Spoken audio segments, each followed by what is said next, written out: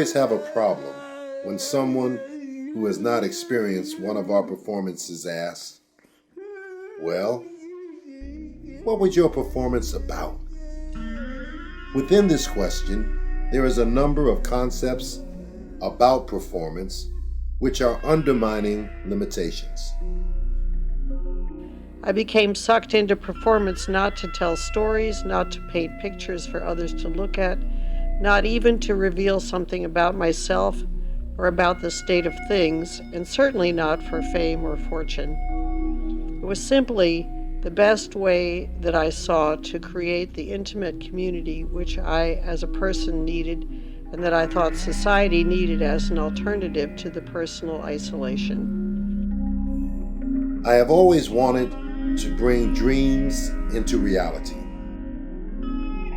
My first stroke of good luck was I was born spastic, unable to walk or talk. And to this good fortune, the fact that my formative years were in the 60s, my fate was assured. When I was born, doctors told my parents that I had no intelligence, that I had no future, that I would be best put into an institution and be forgotten. This was a powerful expectation with all the force of Western science and medicine, as well as social influences behind it.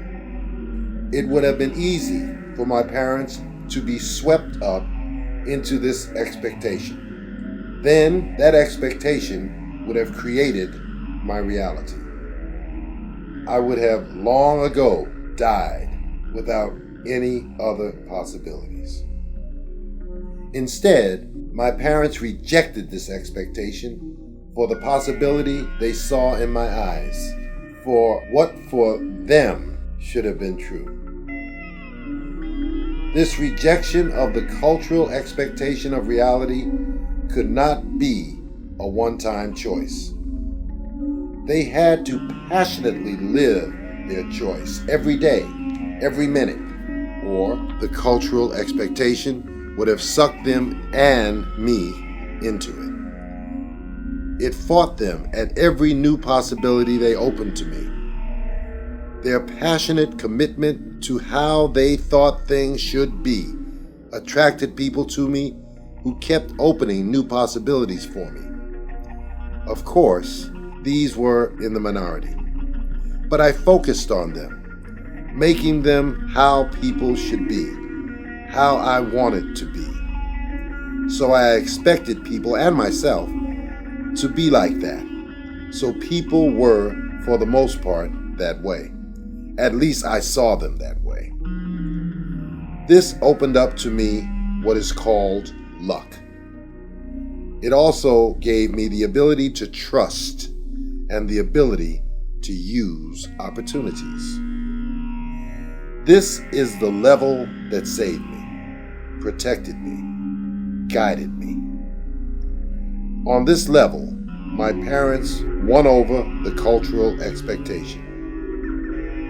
By their winning, I won. By my winning, you win. Yes, I've always been lucky. I have a body that is ideal for a performance artist, and I've always wanted to be a performer. When I was a kid, my younger brother used to get mad when people looked at me when he pushed me to the movies or to the teen club. He cried. But I liked people looking at me. That is what I mean by I am lucky. I am lucky I am an exhibitionist in this body. One time, I was working out on the jungle gym outside of our house. A kid came by and asked if I was a monster. I just roared like a monster. It was fun. But on another level, the cultural expectation had won by shaping reality, making me into a physically ugly cripple, a burden that no woman would want. No matter what I accomplished, no matter how smart or warm or giving I would still be an ugly black hole, always taking more than I gave. I was stuck in that piece of the cultural frame that I had accepted. The cultural expectation had won. I and everyone had lost because I bought into it.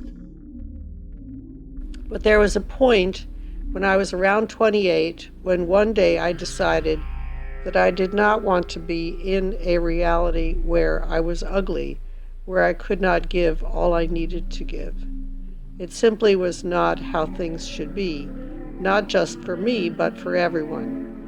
So I decided to act and think as if I were beautiful. I did not tell anyone of my decision, but within 2 weeks, people started telling me that I had physically changed. I used this feedback, this sign, to deepen the reality shaping. This new reality opened up new possibilities for everyone. I was lucky.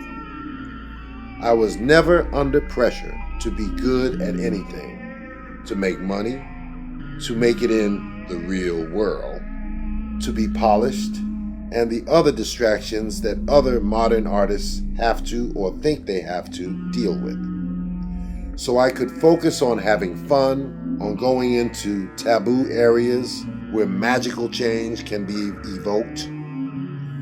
In fact, a major reason why I am writing this is to encourage artists who have not been so blessed with bodies that mark them as misfits, to aspire to be misfits anyway, to do misfit art anyway, even if you are handicapped by your normal body. Your road is definitely harder than my road, but that's life.